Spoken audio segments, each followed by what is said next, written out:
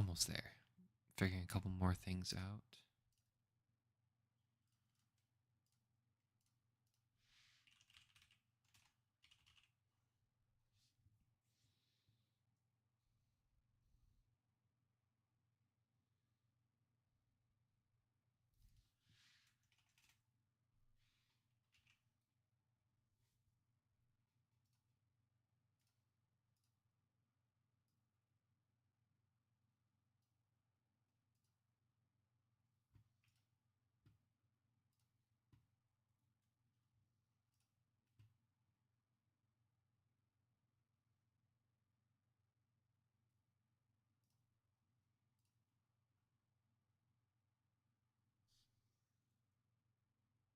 Let's go.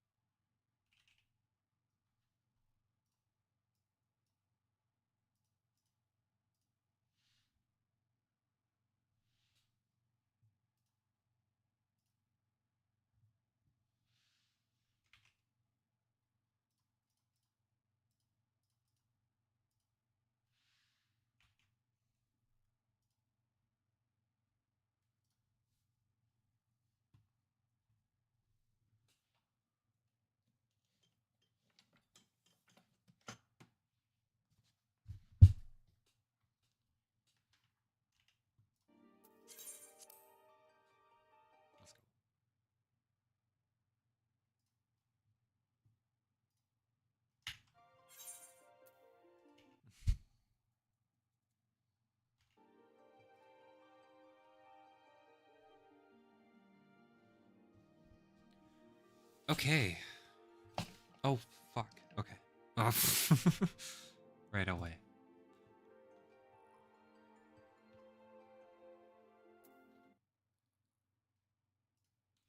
Do a couple of these. Drop one there.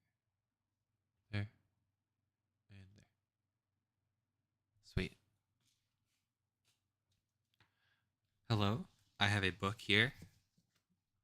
Very excited to read it.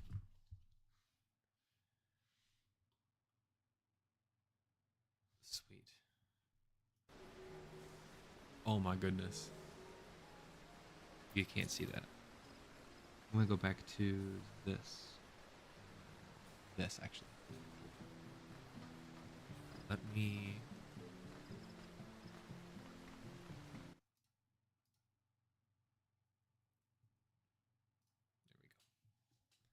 Cool. I have a book here. You can't... There's no title on it. I mean, there is, but you can't read it. I'm gonna read this while we wait for something to happen. If you guess the book correctly, something else will happen. Let me find a good spot to start in. It's just a bit of light reading. This is the first book. You didn't see that. This is the first book I've ever read. So we'll see how it goes. I just learned how to read just the other day, so skip that. Blah blah blah. Actually, if somebody is here, could you pick a number from 1 to 40? Actually, you know what? I don't need you. I have a D50, D60. I have a D60, so I'm just gonna roll a number. 22 is what we got.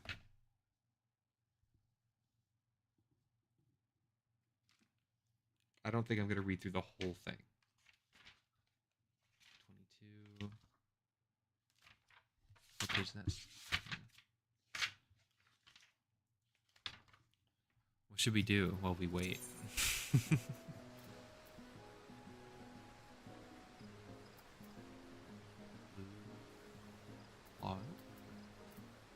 I'll do some blue mage stuff. There we go. Now we just wait for the blue mage party to fill. We need to go to page.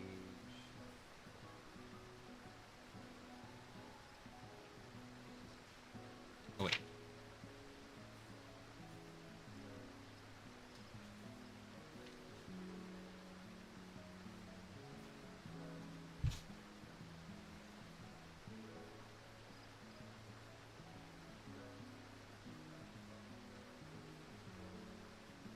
Wow, that's really nice. Oh, you know what? That's not what I want.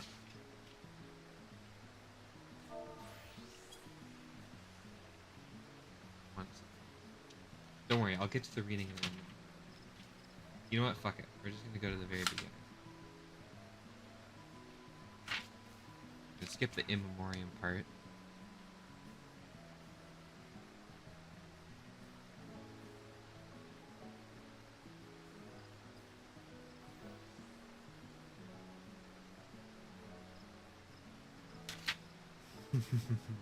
This is good.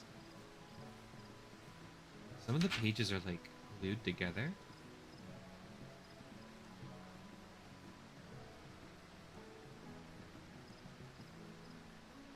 Okay. Let's give this a shot. Should I do that? I'm gonna change up this and go to like make a nice dim. Now that's like we're reading together. Isn't that fun? Okay.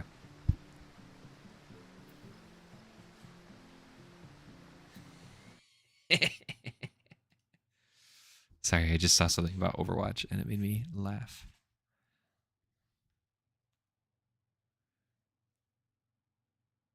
I don't know. The second word in, I don't know how to pronounce it. That's off to a great start while we wait for this. You know, I'm gonna do one more thing here real quick.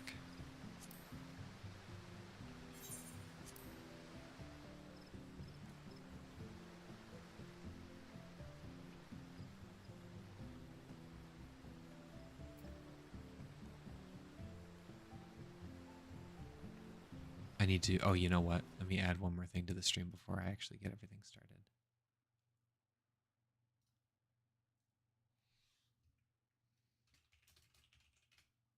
Oh, hang on. Let me fix this. Oh, bring that back. Bring that back. There we go. That's what I'm talking about.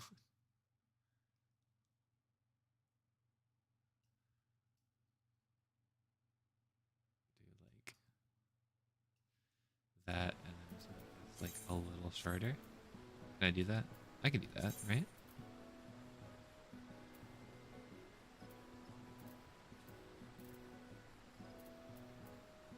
Oh, here it is. I can do this.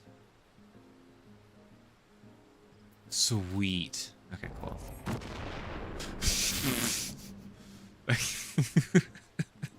Okay, now we're gonna actually read. On certiorari to review an order of the circuit judge acting as a one-man jury under Act Number 196, Pub Acts 1917, as amended by Act Number 395, Pub Acts 1921, committing plaintiff and attorney to prison for contempt for testifying falsely in regard to matters claimed to have been disclosed to him by a client. After raising the question of privilege, the order is affirmed by a divided court. This is gonna be good. Blah blah blah. Preliminary stuff. Walter M. Nelson was adjudged guilty of contempt of court and sentenced to confinement for 30 days in the county jail, affirmed by an equally divided court. Blah blah blah. More J. A writ of certiorari was issued in this case to review the proceedings had before Han Harry J. Dingyman, circuit judge, sitting as a one-man grand jury in a John Doe proceeding under Act Number 196. Pub Acts. This is boring. I'm gonna skip ahead a little bit. Do this. Oh God. Okay.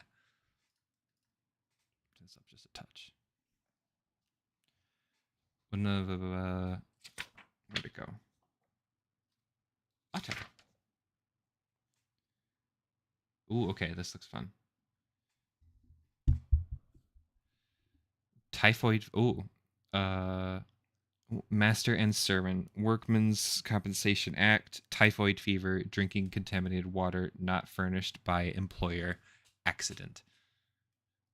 Where an employee, while temporarily engaged in helping to raise a building owned by a defendant, discovered a pipe discharging water in a trough in defendant's barn located about 400 feet away, and, without defendant's knowledge or consent, drank therefrom. An attack of typhoid fever, even if it be conceded that it resulted therefrom, was not an industrial accident arising out of and in the course of his employment within the meaning of Workmen's Compensation Act. Same notice, statutory limitation. Where an employee terminated his employment on November 22nd, 22D, there's no N there, 22nd, noticed that he was coming down with typhoid fever 2 days later and was taken to the hospital on December 15th following, but gave no notice of any disability to his employer until April 28th following. Said notice was insufficient under the statute, Act Number 64, Pub Acts 1919 and 15. In the absence of evidence that there was anything to prevent notice being given within the 3 months limited in the statute after plaintiff knew of his disability. The statutory condition that the party sought to be charged must be given or have notice or knowledge of the industrial accident within the limitation provided is a substantial right which, when claimed, may not be ignored either by the Department of Labor and Industry or the court. You got it. I just saw your message, Kat. Okay, cool. I gotta change books now. You were the only one listening to that conversation. But I'm gonna mix it up now. I got a lot of books. I want to make this a thing. I want to keep reading while I'm waiting for this Blue Mage party to fill, and waiting for the inability for me to put shit in my bookshelf. Got it. Yeah, 22D. That's what I'm saying. Hang on. What does this look like? Can you see my eye? Hang on.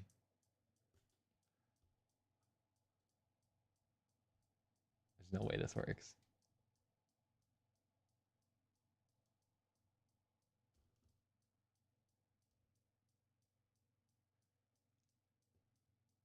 Doesn't work. It was incredibly legal. Sorry, I'm blurry.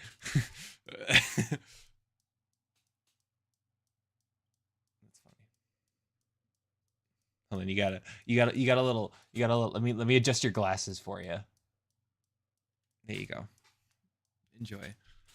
Yeah, it was incredibly legal. I don't know why I picked it up. There's some. You know what? I'm gonna keep going through it because it's good. There's some parts in it that are really good. I also don't want to dig up any other books. Hang on. It goes through. For those that don't know, this is the Michigan report from the Michigan Supreme Court from the year 1920. Early 1900s. This page is torn out. So it's old. It's an old book. Copyright 1924. So probably the year prior. Let's see. We could do. I'm going to look through the table of cases reported. There's a lot. Das Kapital. Let's see. Oh, we can do it by county. Sure. Let's do obviously not going to say the one that I live in, but let's just do a funny one. Ontonagon. Let's do that. Oh, it doesn't. Okay, never mind. It just kind of says that it exists. Plumbing and Heating Co. Hector. Cadillac Plumbing and Heating Co. Hector. Fitzgerald People.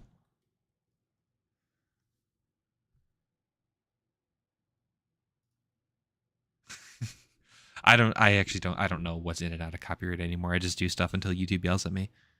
Detroit versus Detroit United Railway. Detroit Taxi Cab and Transfer Co. Doe versus people. People are just suing random people. Hang on.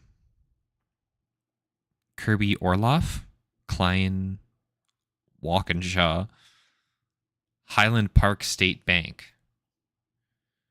Independence Lumber, that was the one I was just reading. There's a couple good ones in here. If I do this down here so I can actually like kind of see stuff. I'll be able to see chat while I'm doing this.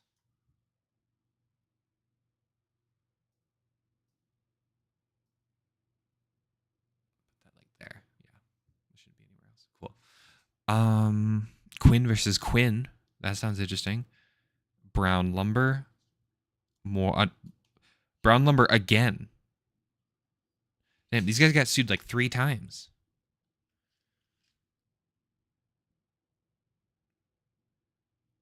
Knight Commander Lighting. That's cool.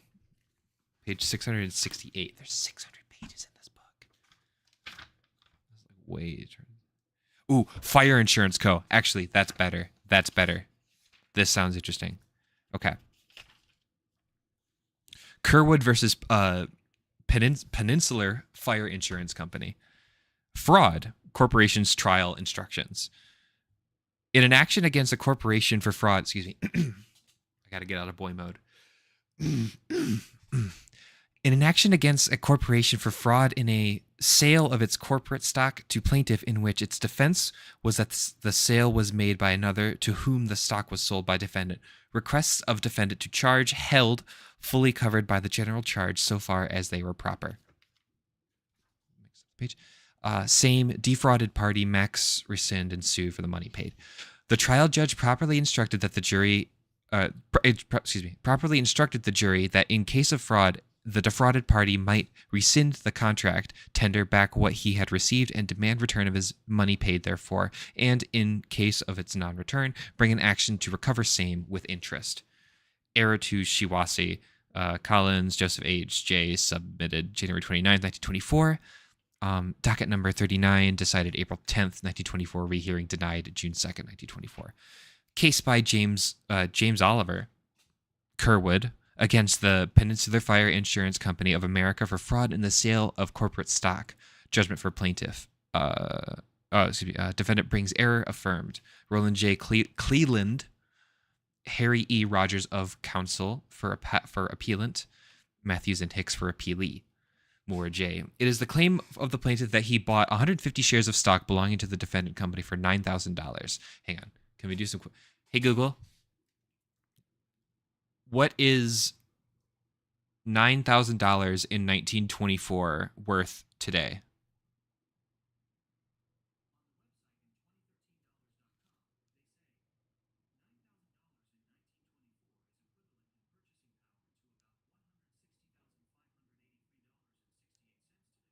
That's like $160,000.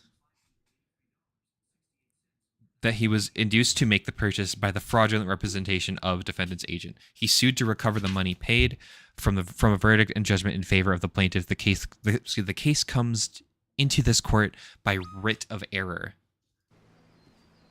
Oh wait, hang on. The Blue Mage party that I'm in is swapping to a different thing. You can't read the chat, but it's there. Trust me. Let's see. First, that on or about the 27th day of October, 1921. Wait, hang on. Colon C. Lilly.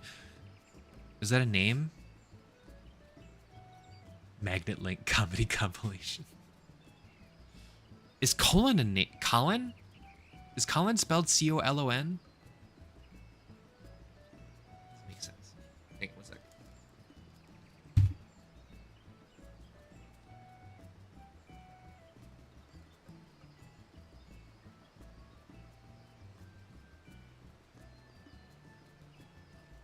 Magnet links be like Colin C. Lilly, president of the defendant, entered into a certain contract in the name of this defendant with L.M. Bach and Co. of Chicago, Illinois, wherein and here... Are we going to join that party? With wherein and hereby this defendant was to sell and did sell to the said L.M. Bach and Co. 3,000 shares of its capital stock, more or less for the purpose of reselling the same to new purchasers, and by reason of the old subscribers defaulting in their subscriptions for stock, and for which the said L.M. Bach and Co. were to pay the said defendant herein $37.50 for each share of the stock sold.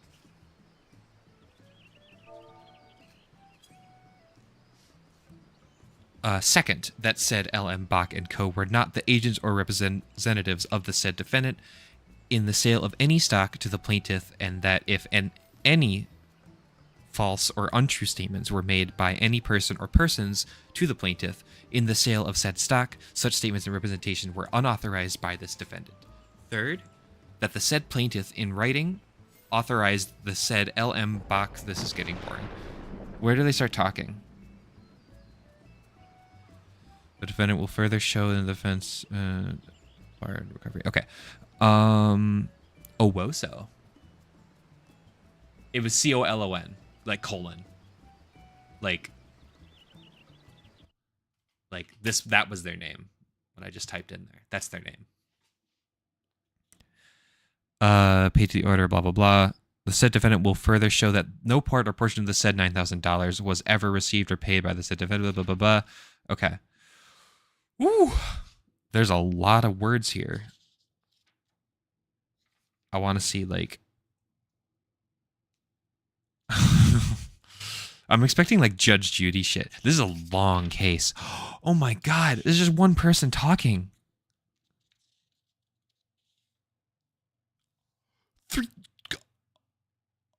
Oh my god. $351,000 in 1921. That's a lot of fucking money. Holy shit. Okay, I'm going to go back.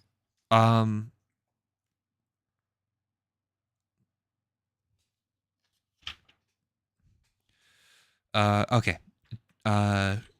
Gentlemen of the jury, this is an action of trespass on the case brought by James Oliver Kerwood versus the Peninsular Fire Insurance Company of America, a Michigan corporation.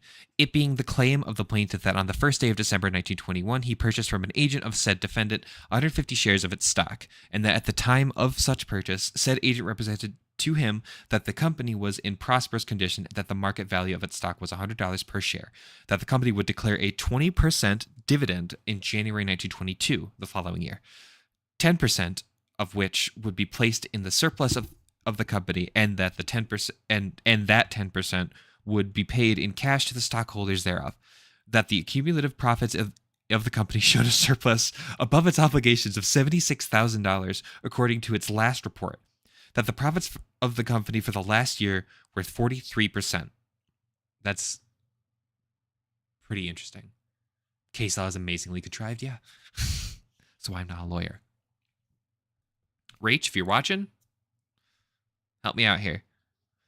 Plaintiff further claims that the said defendant also made other representations through letters that had been received by him from said defendants prior to the time that he met the defendant's agent, Sang.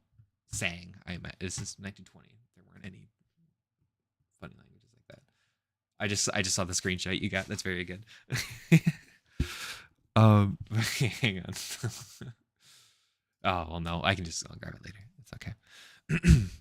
That he believes such representations so made by a defendant's agent, as well as those contained in letters, and acting upon such belief and cause thereof, he purchased 150 shares of stock in the defendant company, and that he paid, therefore, the sum of $9,000 to said defendant company. That thereafter, he discovered that such representations were false, and having been deceived thereby, he rescinded the purchase of said stock, tendered back the same to the defendant company, demanded his $9,000, and not having received the same, is asking in this suit that such sum be awarded. Fair enough. Try to get your money back. I get it.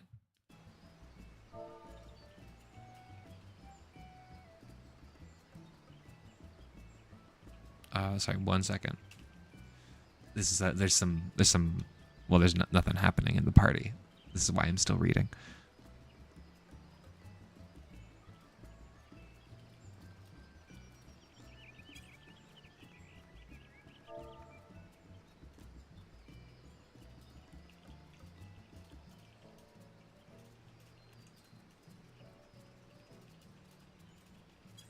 Okay. I've got about an hour, so let's hope something happens in an hour. Okay. Saying that he believes such representations so made by the defendant's agent as well as those contained in the letters. Oh, wait, hang on. Sorry. Okay. Now the defendant has filed here a plea of the general issue being a denial of all material allegations contained in plaintiff's declaration and concerned in the sale to plaintiff of 150 shares of stock and that it had no part in such transaction. Colonel C. Lilly, C. Lilly. It might be Colonel. They just probably spelled it wrong. I don't know.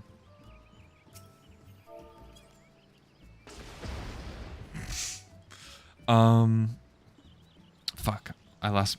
Puma, you made me lose my spot. Hang on. Francis F. McGinnis and Bach and Company as individuals for their own profit. That N.H. Sang, who sold the stock to plaintiff Kerwood, was not and never had been an agent of the defendant company, and therefore they are in no way liable for any statement that he may have made to the plaintiff at the time such stock was sold. That Bach and Company of Chicago had charge of the sale and the stock in question, having purchased 3,000 shares from Lilly and McGinnis, and that Sang was the agent of Bach and Company, and so acted in selling to plaintiff Kerwood 150 shares being a portion of the 3,000 shares so sold to Bach and Company, and also that plaintiff constituted L.M. Bach and Company his agent at the time he made the application to buy these shares to purchase such stock for him, and that the only part of the corporation itself had in this transaction was when Lilly and McGinnis found it necessary to advance their own interests to appropriate the corporate name and some of the property of the corporation, and this without any authority from the company itself. This guy got scammed. What case is this? It's Kerwood versus Fire Insurance Co. Michigan Supreme Court. Citizens. Wait, is this right?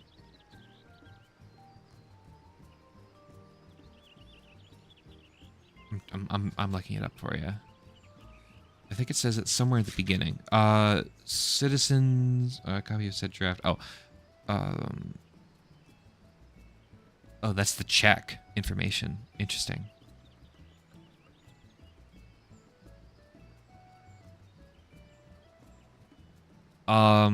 CURWOOD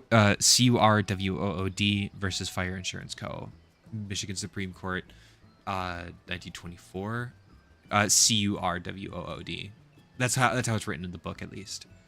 I'm not too sure. You gotta follow along. All right, class, make sure you're following along. We'll do popcorn reading.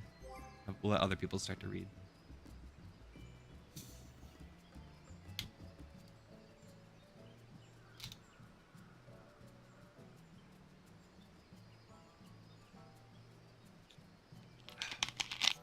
This is a 2-liter.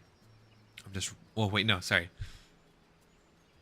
This is a 22-ounce bottle. I'm just really whittle. I'm so whittle. Getting kind of excited. Oh, hang on. You want to check out the sick merch, dude? Look at this. Tumblr merch. It says Tumblr, but it's all fucked up. Yeah, I'll type it out. Kerwood versus Fire Insurance. It doesn't have like a case number, which I don't know if the Supreme Court just doesn't do that. I'm looking a little bit further.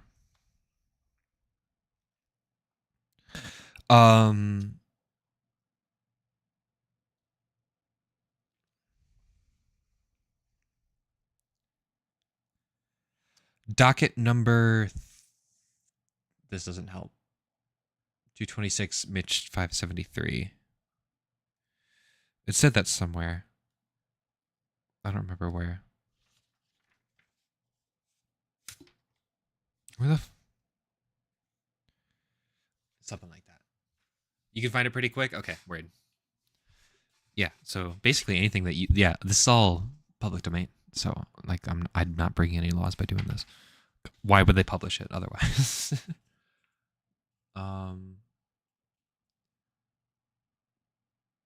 Baldur's Gate. Oh my god. Excuse me. Holy shit. Where was I?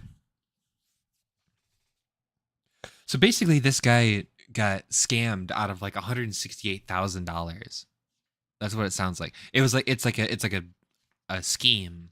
They're trying to get people to just like go around buying fake shares of whatever company is nearby. This company's based out of Chicago, I guess.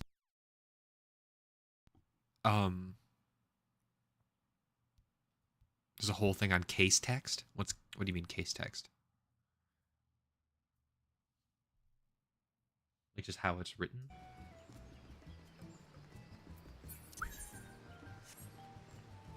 Also, real quick, how do you get like the thing where you can like choose between DPS healer and tank on Blue Mage? I'm not finding any information on that.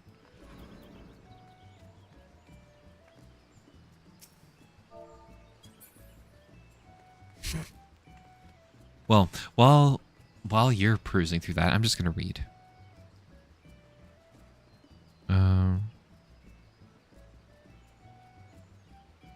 There is a lot of stuff.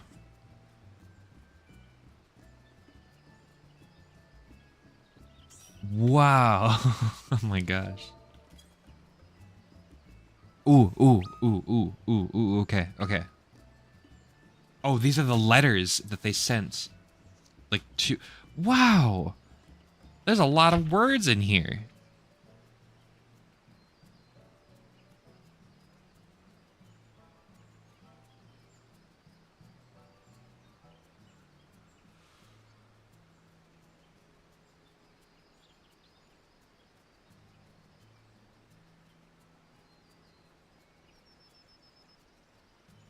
Wait, the president? Oh, these are underlined. Does somebody use this book? Aetheric Mimicry. DPS, I guess. Oh, Mimicry something? Okay. Do I have that? Is that a spell? I think I have it. Don't blow me up. What class do you...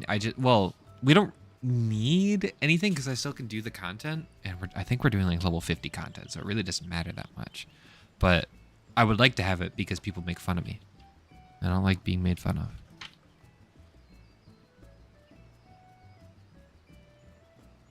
Wait, the Detroit... What? The Detroit motor sales... What? Why are they here?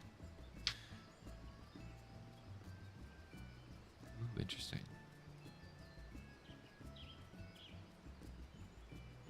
Dude got 75 bucks.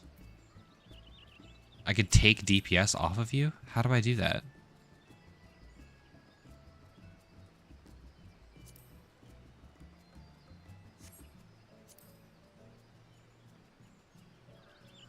Is that a thing? I could do this.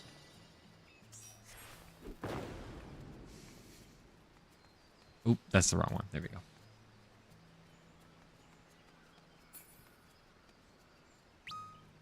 Oh, I don't have Mimic. Okay, I didn't know I had to cast it on people. Okay, let me, like, figure out how to get that.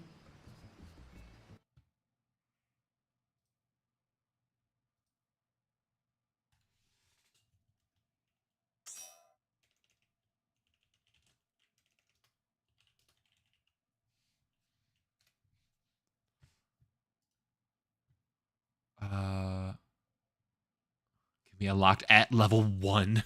Oh my god. Pharaoh's serious. Okay. Word. Oh wait, what? It can't be unlocked at level... Well, okay. Technically, it can be unlocked at level 1. But it's not like... Okay. I needed to do a different dungeon to get it, so I'll just do that later. Somebody's level 7. It's fine. We're fine.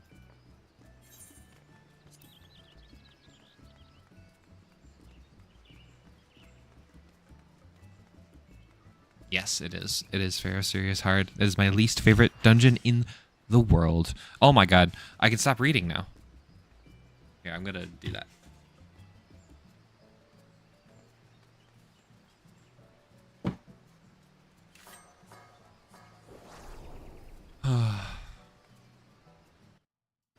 Pharaoh Sirius goes hard. Oh, I could do my gold saucer. That's what I'll do.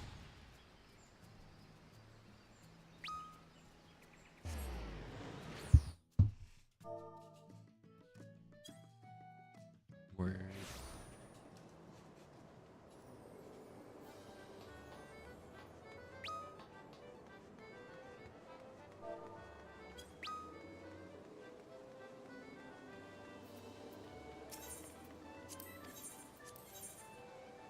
Watch me already have this.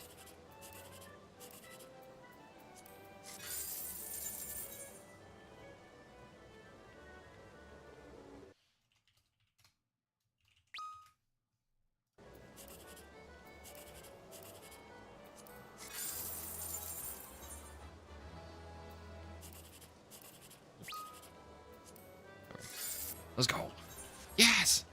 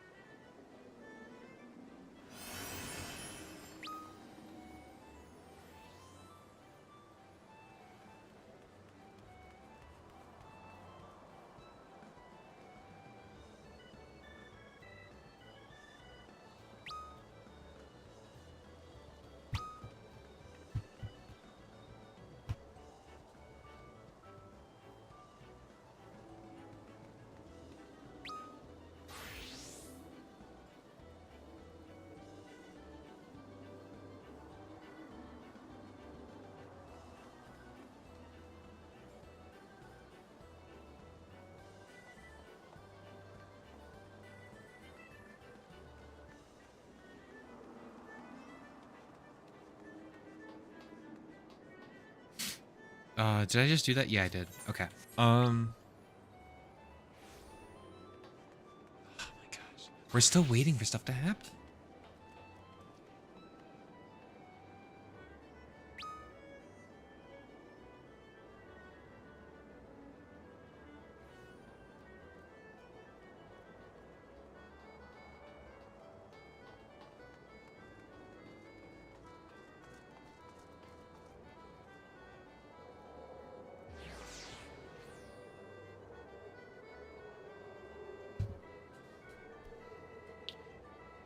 I'm so used to feeling...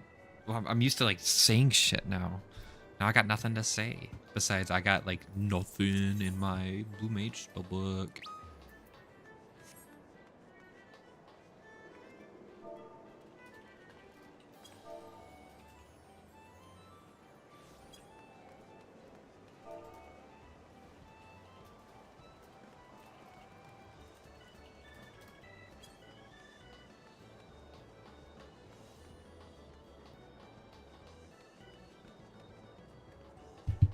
Yo, listen up.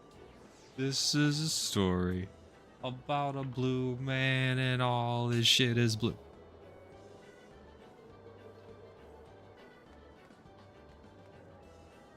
Telephone. Run its course.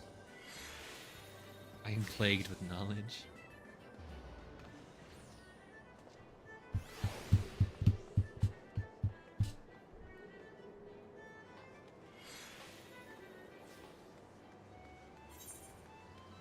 Ooh, shit, you know what? I just remembered something I gotta fix. Let me just do this real quick.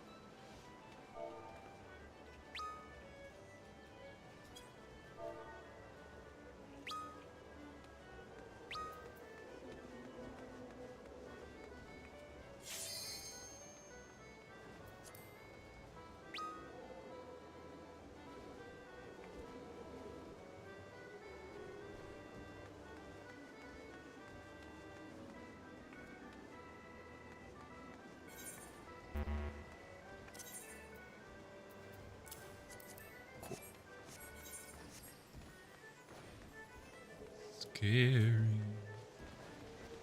Scary. Okay. Do you not have it? It's so good though.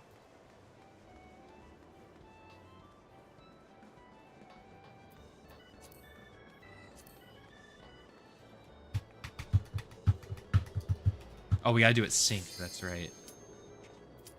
Fuck. Well, this is what we've been waiting for.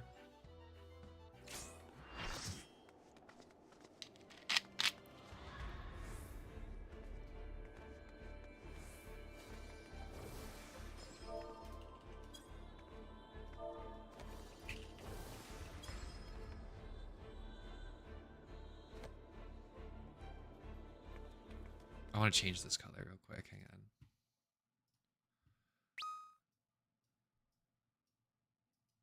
There we go.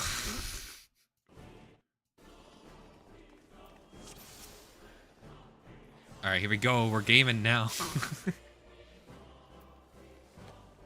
Oh, we pulling. You ready for the most water cannons you've ever seen in your entire life?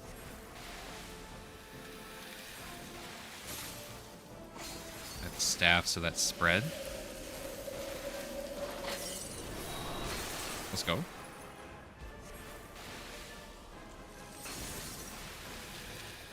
This is swords to get like in the butt. Yeah. Oh my god, I remember it. Let's go.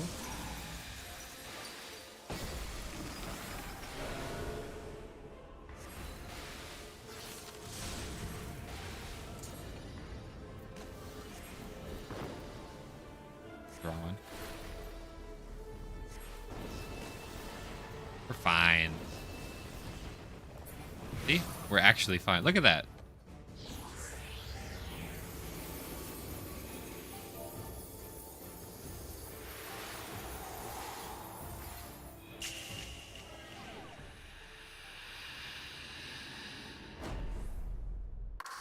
Yes!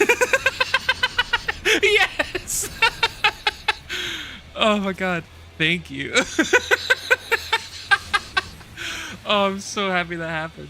Let's go.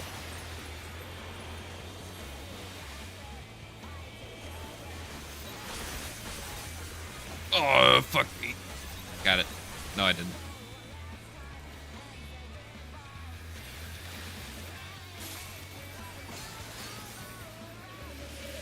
I ain't moving. I gotta be alive. Oh, res them. Res them. Hurry, res them. Oh, they use Final Sting. Oh, rip.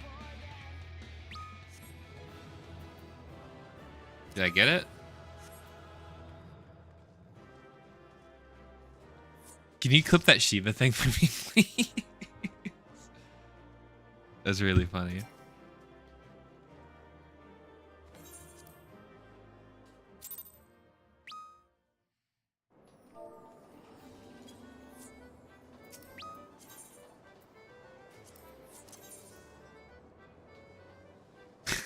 My god. I didn't shave my boy hair. Ugh. Blue Mage log. I gotta get Mimicry first. Hold on, what? Yeah, I didn't get it. I might already have it, honestly. I unironically might already have it. I don't remember what they were trying to get. Well, let me I'll just do this dungeon.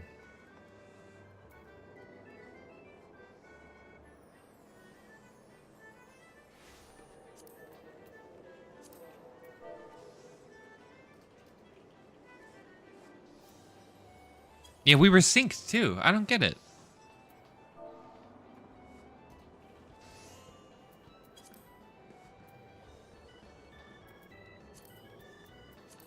Can't wait. Can I do specifically Blue Mage? Yes, I can.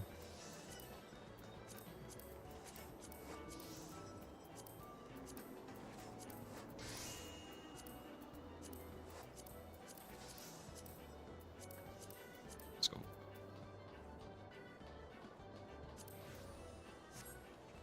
Cool. Well, back to reading.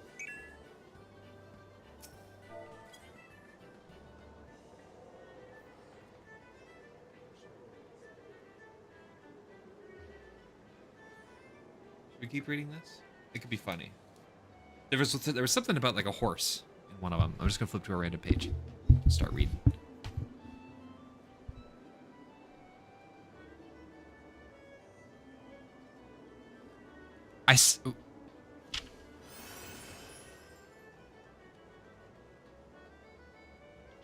He testified.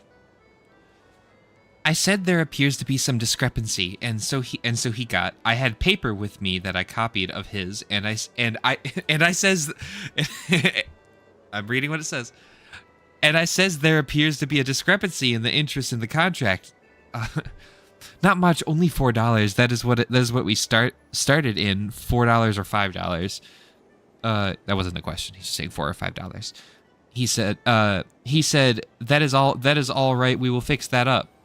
I said, what discount did you charge Mrs. Brucker? $800? He said, $800. I said, some other incidentals there. I presume that is the correct interest on the mortgage. He said, yes, $930 odd. That is what made up the $932. Then coming down to the bottom, I said, what is the $1,000 taken off for? He said, that is what Mrs. Brucker made on it when she bought it. I said, what have you got to do with that? What does that concern you? No right to take it up. He said the deal was all through now. He would not change it and said, Mr. Welch, he said, Mr. Welch, I said. There are a lot of things about horses. And I said, Mr. Welch, I said. I said, Mr. Welch, I said. Mrs. Brucker is not Mrs.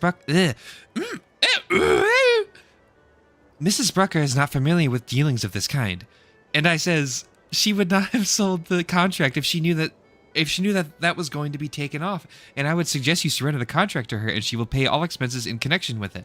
I offered them that day at that time. They would not do it. I asked him what right he had to make such a I asked him what right did he have to make such a deduction referring to $1,000. He said that is what Mrs. Brucker made on it when she bought it. I replied, what have you got to do with that? He did not say anything. John M. Welch Jr. testified the following. Isn't it so 1920s? You won't believe what this guy says. You know what I says? Here's what I says. I say Mrs. Brucker, I says. So I says to the guy, that's just an old lady. What she know? She doesn't know anything about that. He wanted... Girl mode is hard. He wanted to know what I meant by taking $1,000 as a bonus. I said I had no right whatsoever to take anything or discount any part of the contract. Well, he said, what do you mean by taking this $1,000 off? He said, I said, that is what Mrs. Bruxers told me that she had made when she originally purchased the vendor's interest on the contract. He said, well, what have you got to do with it? Well, what have you got to do with it? Well, I said, I have not anything to do with it. I said, Mrs. Brucker agreed to discount this contract in computing, making up the statement in order to make it clear. I simply put loss of bonus received when contract was originally purchased. By bonus, as I have said heretofore, what is before? I meant the difference between what she paid for the contract and the face value of it. I think Mr. Doobie, there's a new person now. I think Mr. Doobie then stated if we would return the contract to her or pay her an additional $1,000, that everything would be satisfactory. That was all that was said and done on that occasion by either myself, Mr. Doobie, or Mrs. Brucker. Yeah, heretofore. What is heretofore? What are you heretofore?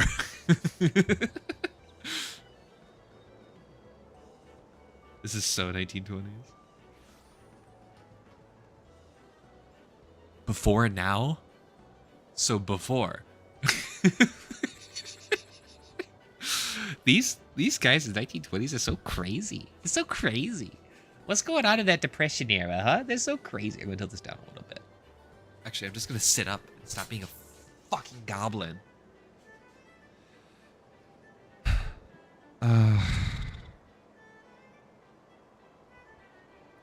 Plaintiff insists that when she accepted the check for $2,903.65 in 1924, she had no knowledge that this $1,000 had been deducted. Yeah, of course not. That's like, man, that's a fuck ton of money. While Mr. Welch testifies that it was there talked over between them that she had made a profit of $1,000 when she purchased, and she was willing to deduct this as well as the $932.69, nice, as a discount on the sale of her interest in the property. You fucking bought one already, Jesus Christ. So quick aside. So quick aside, one of my buddies was like, "Hey, do you know where I could get like a scooter, like a not like a Vespa, but like what do you call those? It's not a bike. It's not a bike, but it's not a scooter. It's a moped." He was like, "Hey, do you know where I can get a moped?" He messages me this like 5 hours ago, and I'm like, I don't know of any personally. I don't know of anybody who would know of any, but I'm willing to ask. He read the message and that was it. He sends me a message just now. He just bought one. He went from needing leads on one to buying one in a matter of 5 hours. It's very like him. That is totally something that he would do, but also well, yeah, that's what I'm saying. It's like, it can't be that hard to find, right? He was looking for something like cheap, you know? But it's like, you know what I'm saying? and I says to him, listen, man, I says, yeah, he sent me a picture from like just now. What is he doing?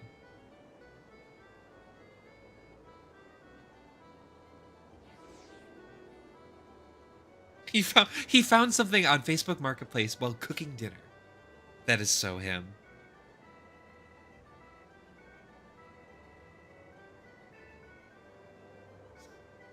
Man, no, I want one.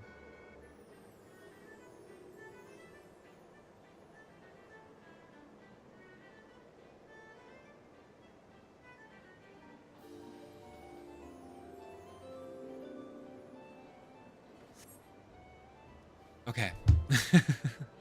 It ain't bright pink. He's not that kind of guy. Or a girl. Because pink is for girls. Am I in Party Finder?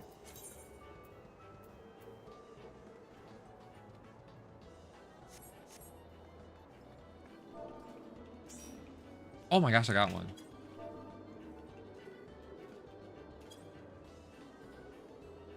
So that was the wrong one.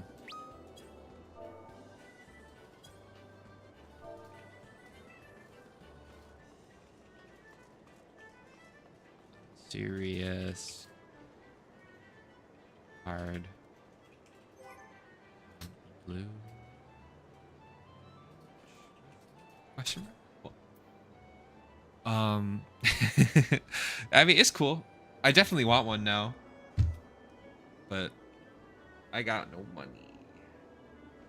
Unemployment was like, haha, fuck you. You don't get any money.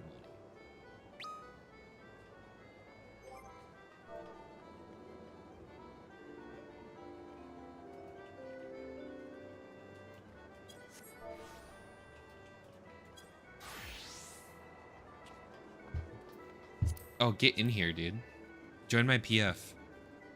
Hang on, I'll link it.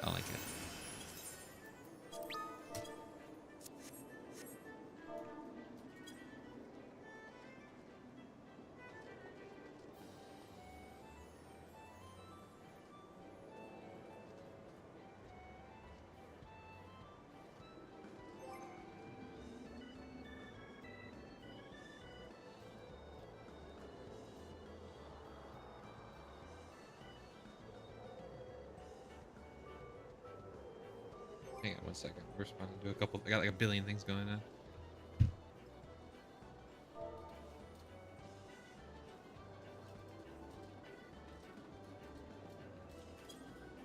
Yeah, if you you can't, if you're doing anything as blue mage, everybody needs to be blue mage. Yeah.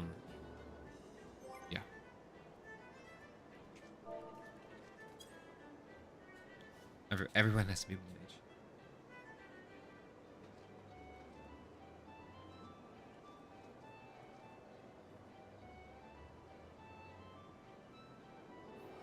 Why is YouTube open a billion times?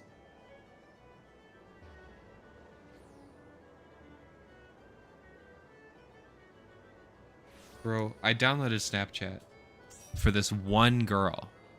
One girl specifically. She ain't even fucking responding. Pisses me off.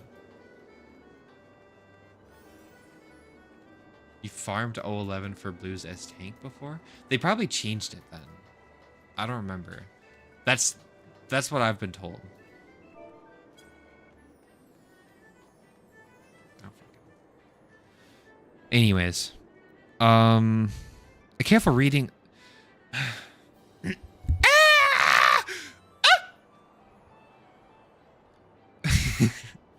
not a falsetto. I bet it was. I don't envy that.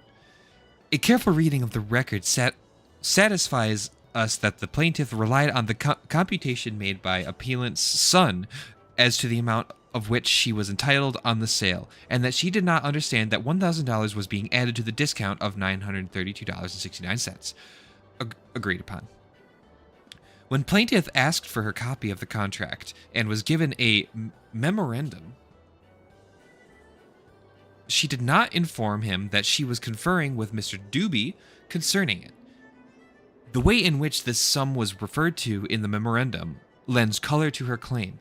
It was a part of the discount charged her and in fairness to a woman unfamiliar with business transactions, women, am I right? As was plaintiff should have been so stated. Moreover, woman moment, jokes aside, but yes, this is 1920. They weren't allowed to.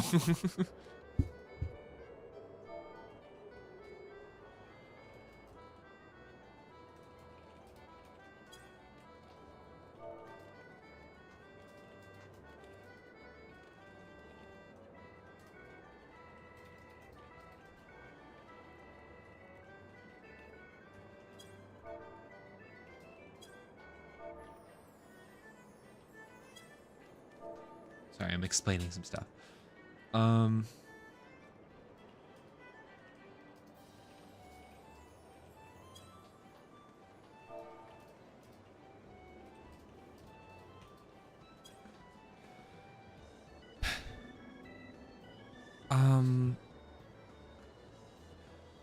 Is that it? Oh, so was for the memory. Moreover, the proofs are clear that her profit on her purchase was but $500. Ooh, the plot thickens. The clot dickens.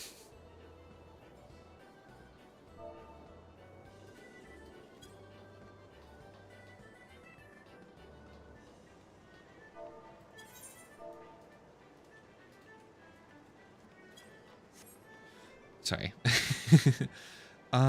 The burden is on a party charging fraud to establish it by proof, clear and convincing. We are persuaded that she has sustained that burden. We have not overlooked the claim made by appellant that plaintiff in her sworn bill of complaint alleges in substance that John M. Welch Jr. informed her that he would deduct the item of $1,000 besides the $932.69 discount.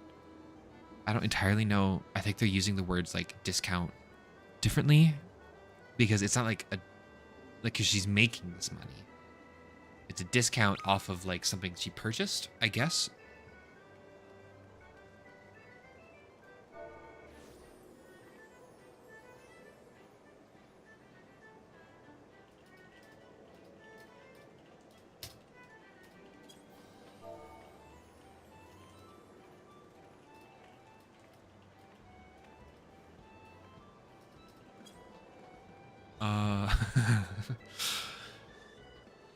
This is, however, followed by the statement that she did not so understand.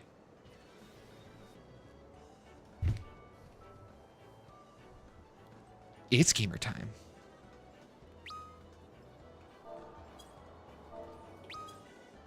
Dirty sweat. Excuse me, listening to the person that just joined.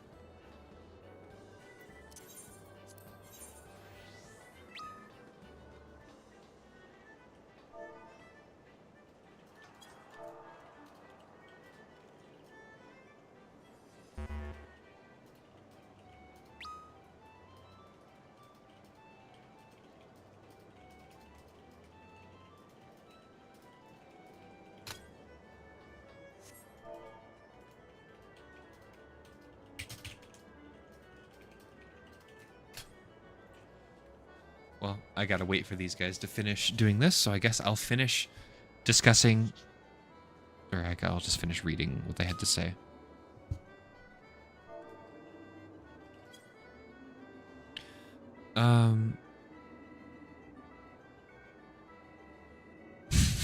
It's funny. Oh, never mind, they're ready. Here we go. Let's go.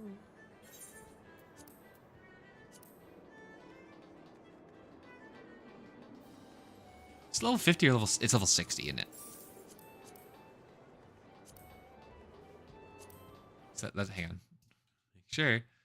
Pharaoh's serious hard. Cool. Let's go. Where is it? Okay, cool. I just had it. Pharaoh's serious hard.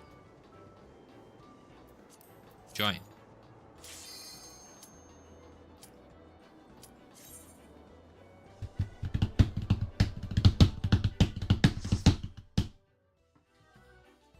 Need a zesty drink.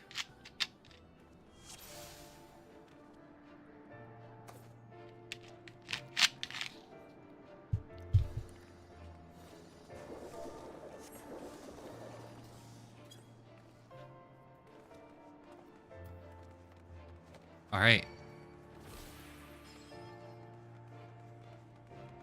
I don't know how this is gonna go. Might be fine.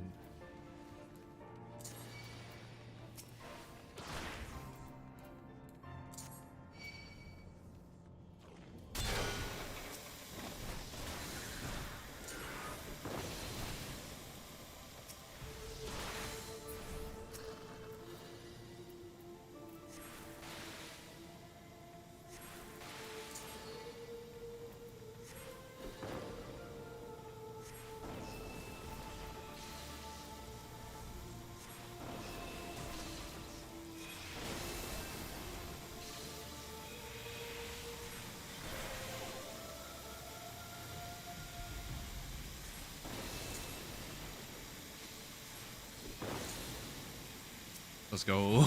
It's working. We're getting through it.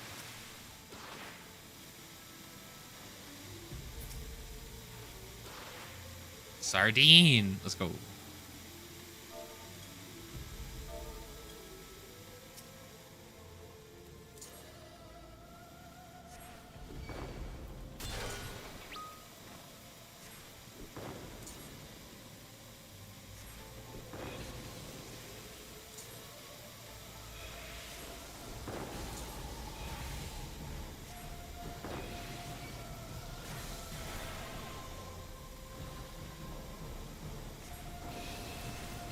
Just hit him with it. Hit him with it.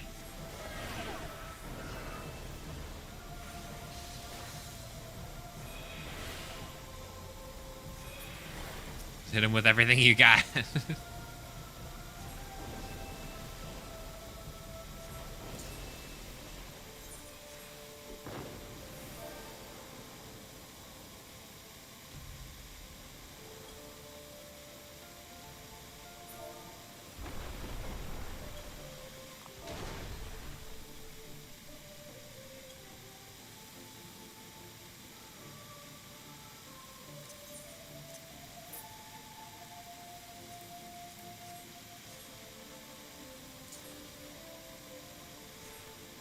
This dude's really gonna do this.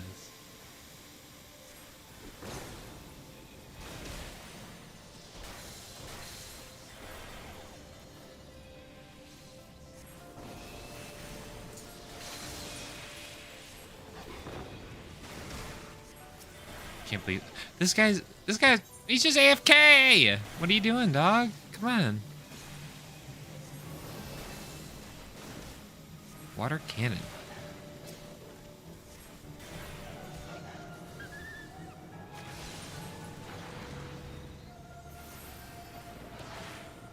Flying sardine crit.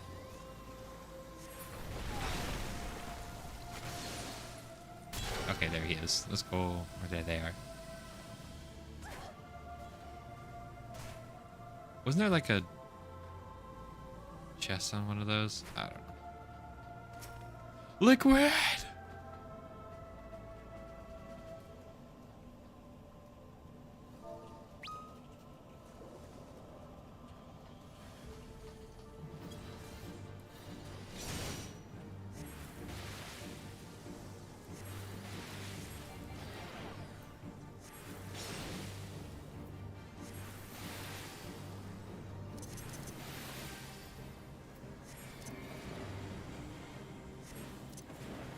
How do we do this? We gotta break it?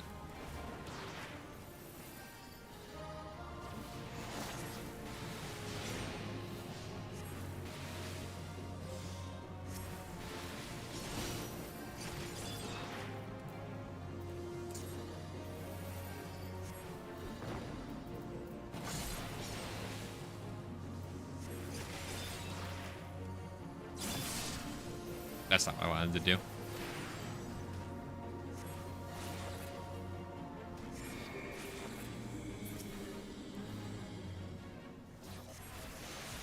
I did it.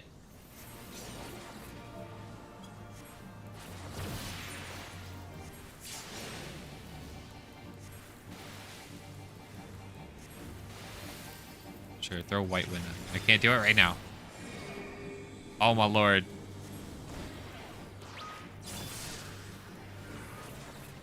Yeah, true. We already learned it.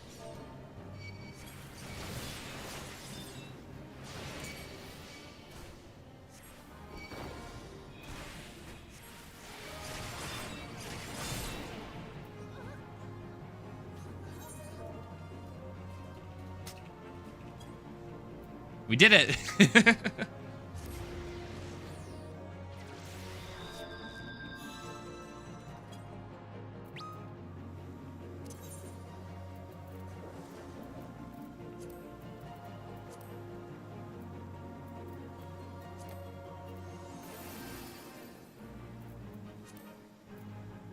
There we go. Finally. Don't look at my blue mage bars, please.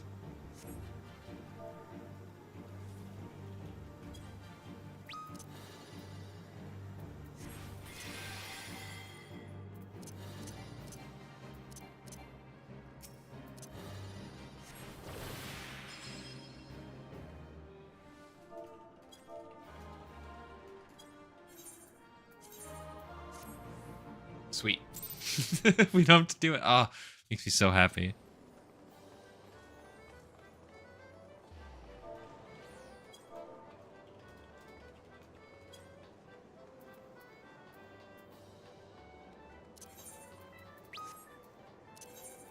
Sweet. Just ban. Awesome. Any more blue mage, baby?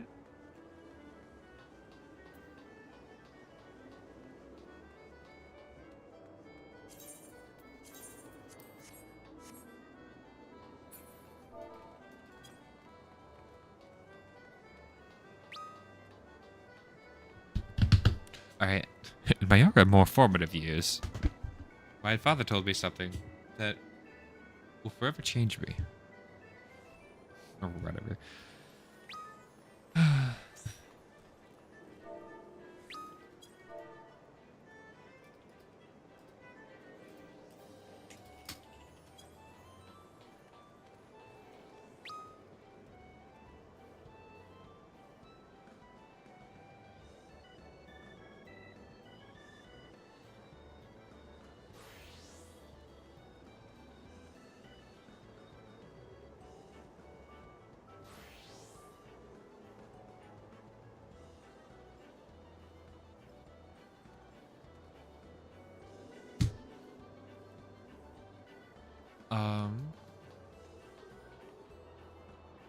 Where was I at?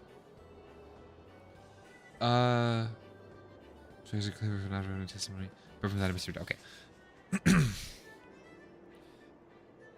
It is no hardship to require a man engaged in the real estate business and familiar with such transactions as were here had, if dealing with persons whom he knows to be without business experience, either to suggest that they secure independent advice or to so conduct the negotiations leading up to the making of a contract that a clear understanding shall be had of the entire transaction. We have no doubt that the plaintiff was deceived by the manner in which $1,000 item was treated. It is clear that she did not understand that she was allowing a discount of nearly $2,000 on an item yet payable under the contract over and above the mortgage indebtedness of more than $4,800. No claim is made that the property was not well worth the contract price. Mr. Doobie testified that he could have secured a new loan for plaintiff if he had been requested to do so, notwithstanding the long time for making payments under the contract. The decree rendering makes it optional with defendants to accept the $932.69 discount and pay plaintiff the $1,000, or to reconvey the property to her, subject to the contract, with due allowances for any change made by them in the mortgage indebtedness. We are persuaded that it was just and equitable. It is affirmed with costs to appealee. So it looks like it was resolved.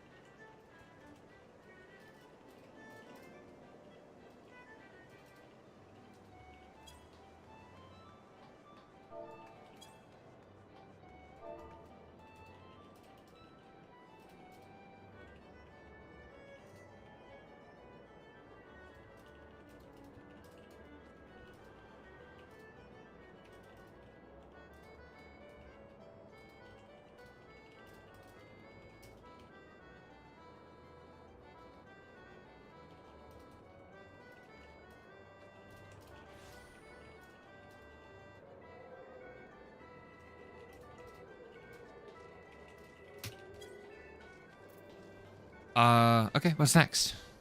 Polikoff and Veb.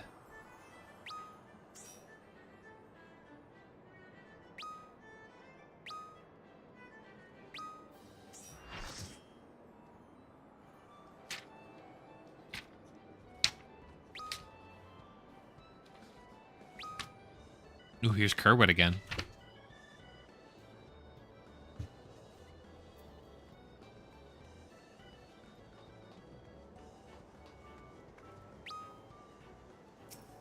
Whoa, this guy's cool.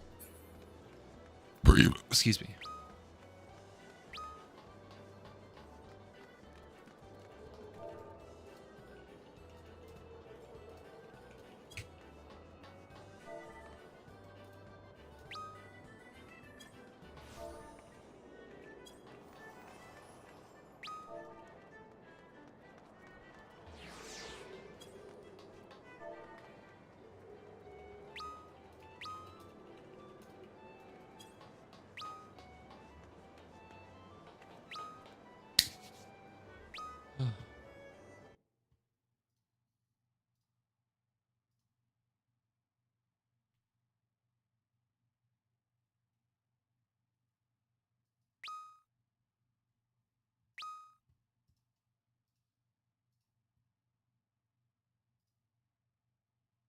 Whoa. Glad I didn't have that on my stream. Whoa. Whoops. Discord, thank you. Thank you for keeping me on my fucking toes.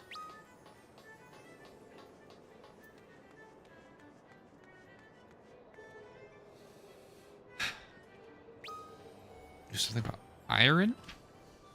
Iron, and iron. Iron, and iron. People versus Sokol. Marsh versus Randers. Testimony, evidence. Weight of non-expert testimony for jury, trial, instructions. Production of book not admissible, non-reversible, error in absence of motion to strike all reference thereto. Appeal in error, appeal in error. Wow. Can we get...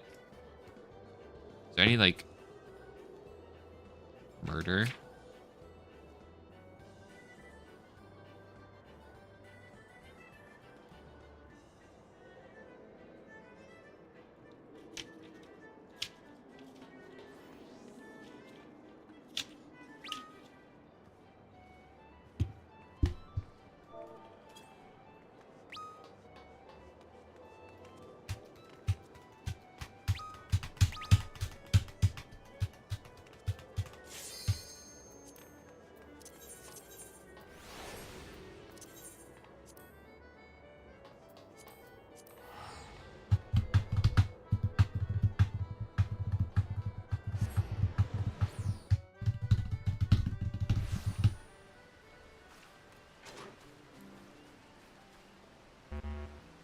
Murdered.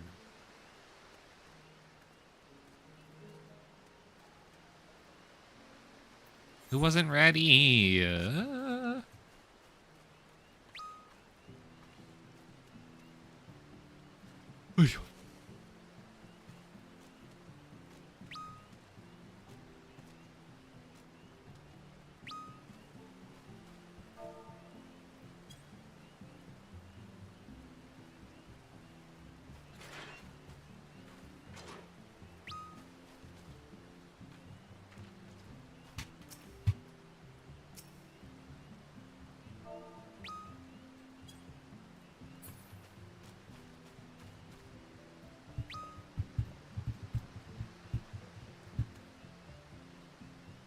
Come on, I'm running out of book.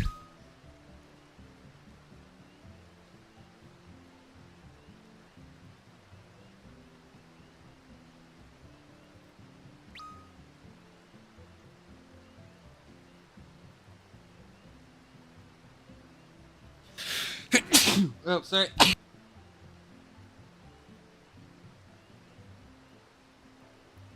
Oops.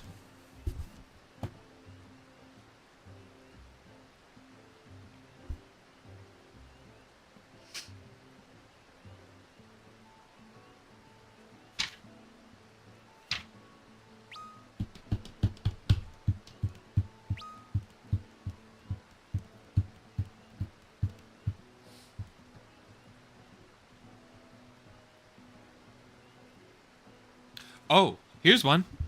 Here's an interesting one.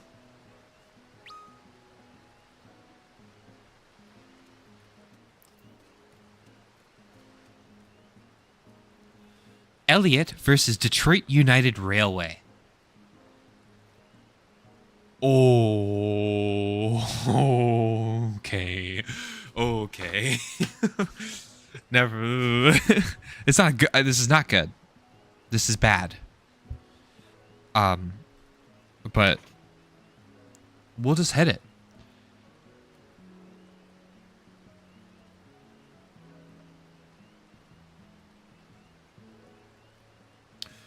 On the evening of December 16th, 1919, plaintiff's intestate, I don't know what that is, kid, was struck and killed by a southbound limited car on the interurban line between Detroit and Mount Clemens at a place called Halfway, located, as the name implies, about equal distance from each of those cities.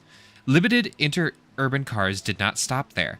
Deceased was a youth 15 years and 8 months of age. When killed, he was on the railway track helping his brother push from it a Ford automobile which had stalled there. They, with an older brother and his wife, were driving in the Ford Auto northerly from Detroit towards Mount Clemens on Gratiot Avenue, or road along which the interurban line ran, its tracks being on the side and some 2 feet or more away from the paved part of the road. Are we ready to fucking start yet?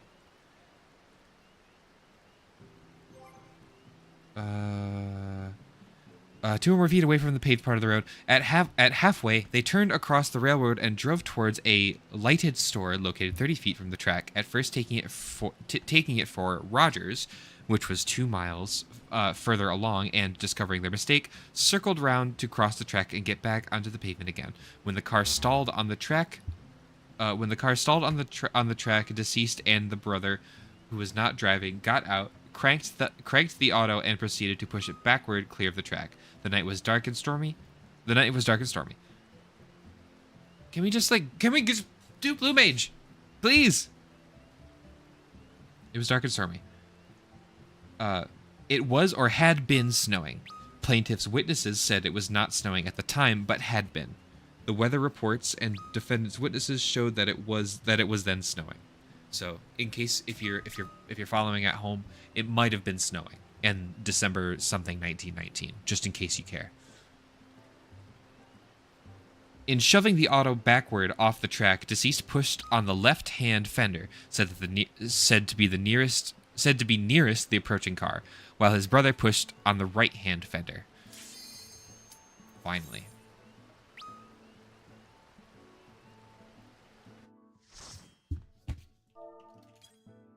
Okay. Oh boy. I'm glad I actually know how to do this stuff a little bit.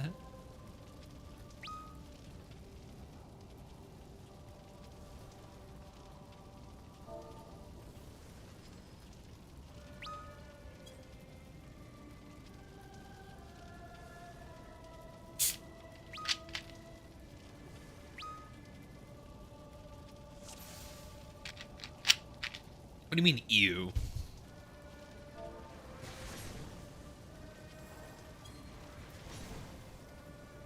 Oh, no, don't do that. Okay, cool. Just cast Glower over and over again. Glower? I hardly know her.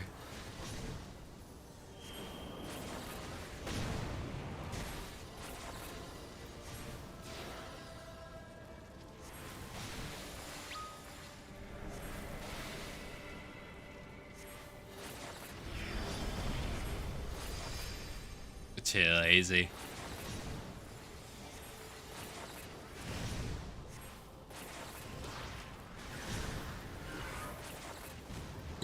Oh, excuse me. Fuck.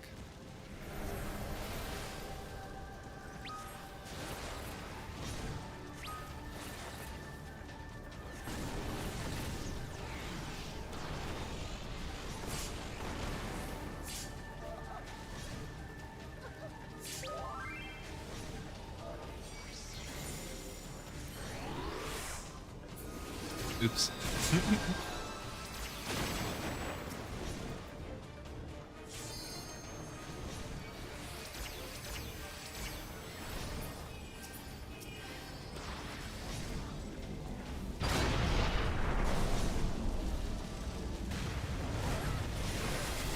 Go kill him.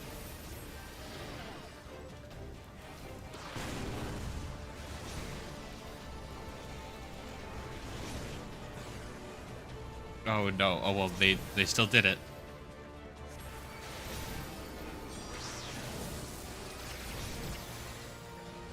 Nobody's in range to kill him, it doesn't matter.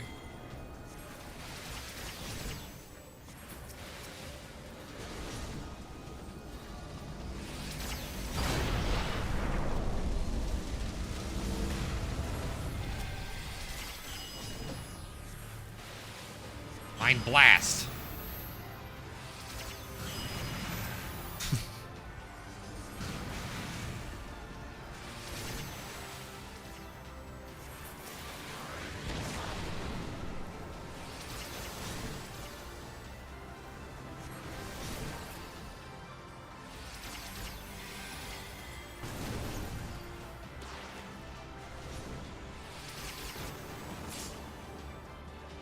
Get it! No.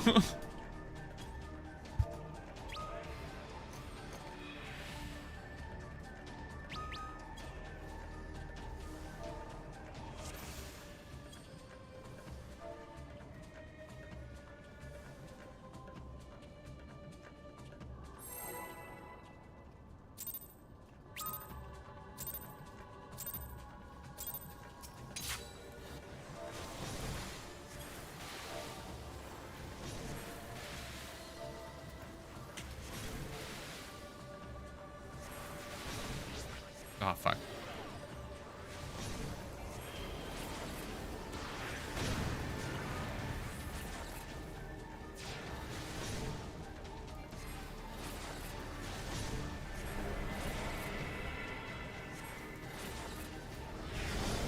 We do not have the big DPS combo.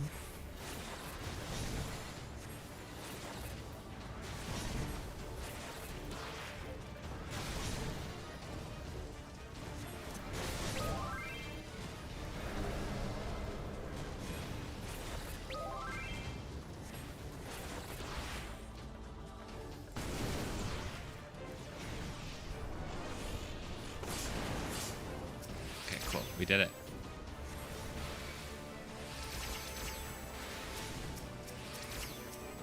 Do the fucking thing. Okay, whatever.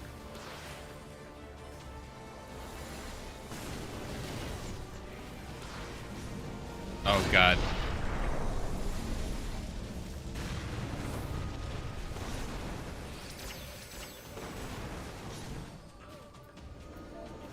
Falls, balls.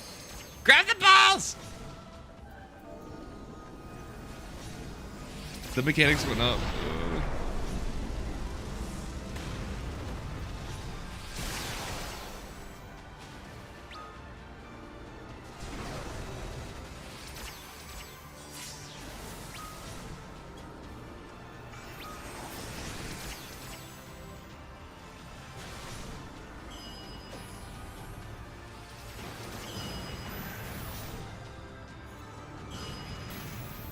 Oh my god. Oh my god.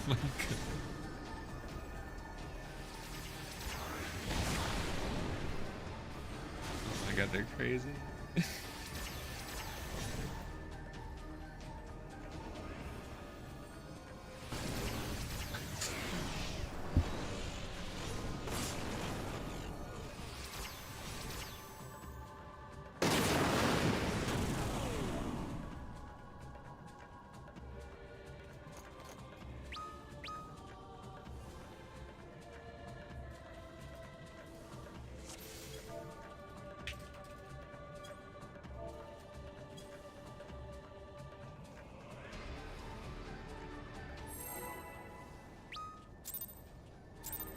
Don't say E up like you know what you're... Okay.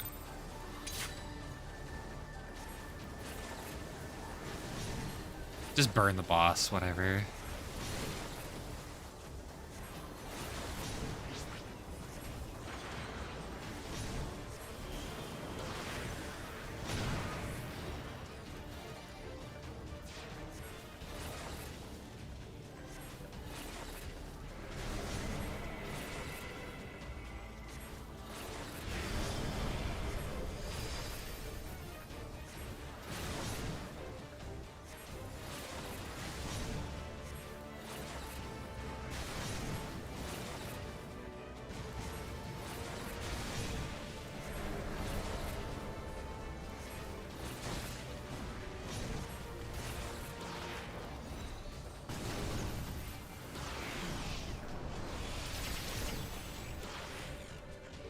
We did it. Oh my god. Let's go.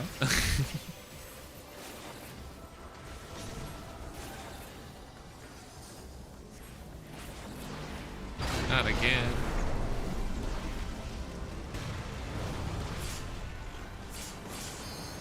Okay, that works, I guess.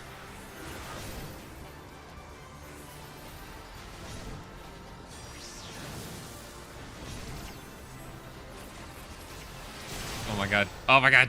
Kill him. Please.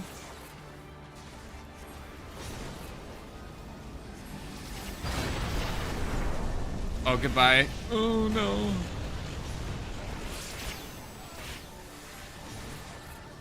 We didn't get them all.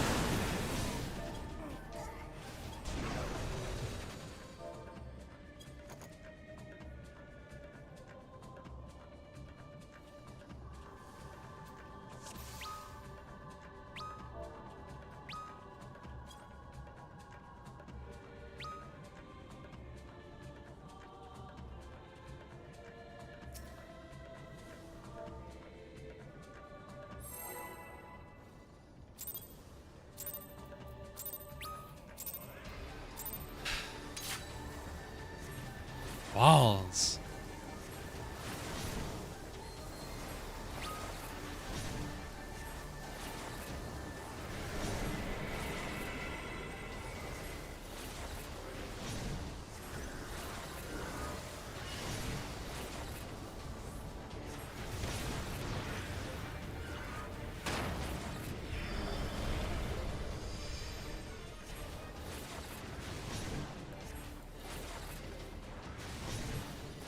Let's go.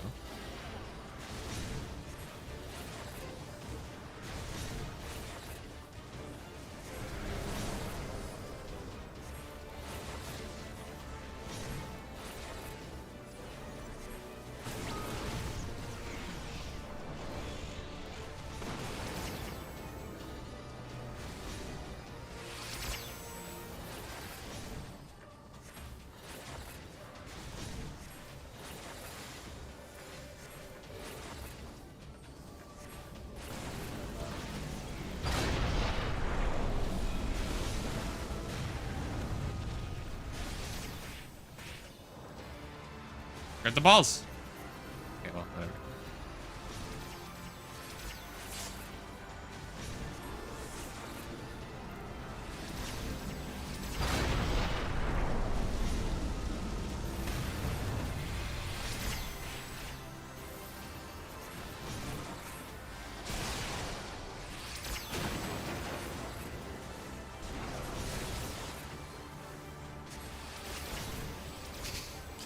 Oh my god.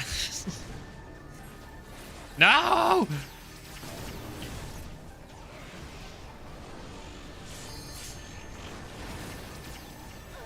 No, you fool!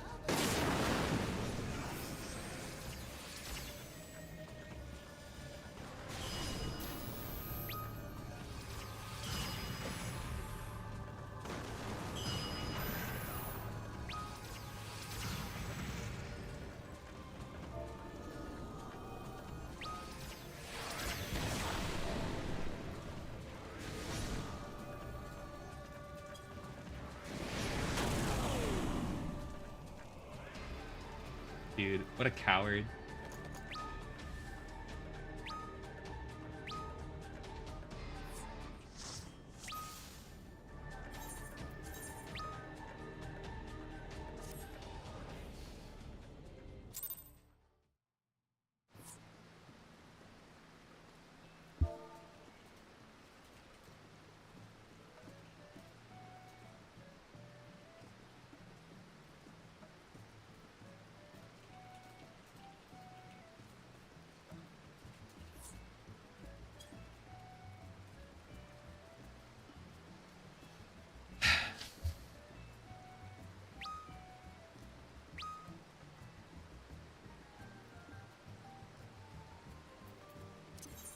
DB third balls. Just do the mechanic.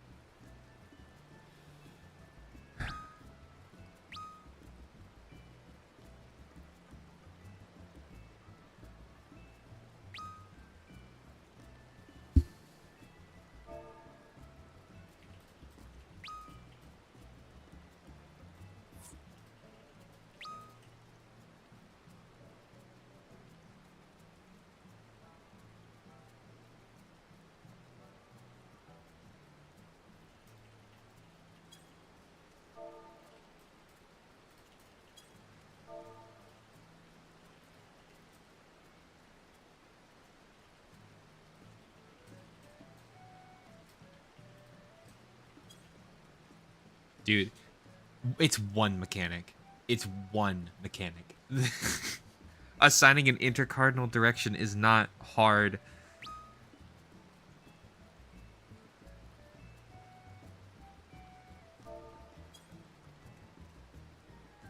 Dude. When the interurban came upon them, the auto was clear of the track and untouched by it. The brothers saw its approach in time to spring clear of the track, shouting a warning as he did so.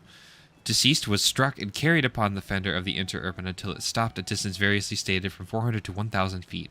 When taken from the fender, he was dead. Whether dead was instantaneous is in dispute. Plaintiff's declaration plants the action under the Death Act. The grounds of negligence charged against the defendant are an excessive speed of 40 miles an hour, failure to give warning by whistling or otherwise, and failure to display any headlight. That the interurban was running at a speed of between 40 and 45 miles per hour until close upon the scene of the accident is not denied. Some of the plaintiff's witnesses estimate a greater speed. It was equipped with an arc headlight and whistle. The testimony of witnesses for the respective parties is in conflict as to whether the whistle was sounded and the light displayed. A motion by defendant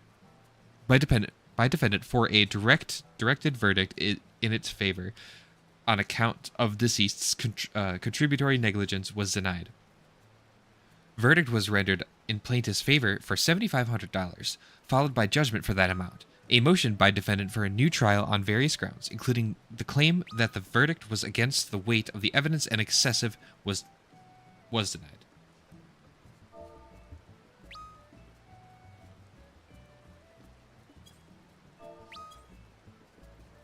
Man, parties, they're dropping like flies, dude.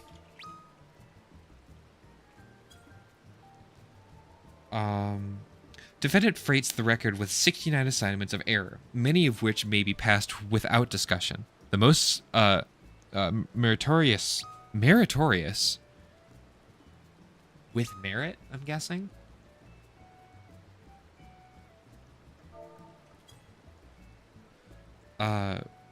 One with merit. So okay, merit. Okay, assignments involve the question of the contributory negligence, excessive verdict, claimed erroneous admission of testimony directed to the measures of damages, intemperate and prejudicial appeal and assertion to the jury by plaintiff's counsel, and that the testimony does not support the verdict.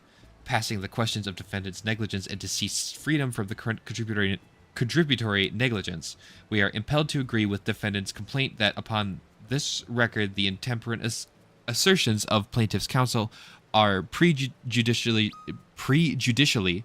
reflected in the amount of the verdict, which fails in evidential support and is manifestly excessive. These are big words.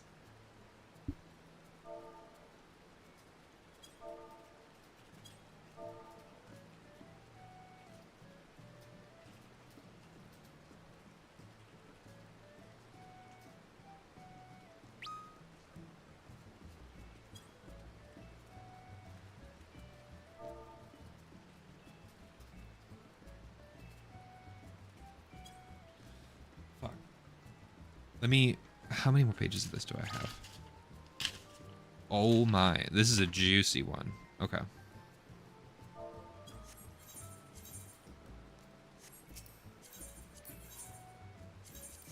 Well, I do gotta go to bed soon. This is a juicy one, so I'll save this for next time, because I kind of like this reading thing. It's funny. And I got bookmarks. You know what? No. Better yet. Miku. Miku goes right in there. Happy birthday, Miku, from me, Jeremy. Cool. Thanks. Cat. I think you were the only person to stop by, or you're the only person to say anything. If anybody else stopped by and didn't say anything, half thank you. Half say something. Please. Please. I need to feed my kids. Please help support me on Patreon. You can subscribe to my YouTube channel. You can also tune in on, might go live tomorrow too. I'm trying to be more regular about it. I'm sorry.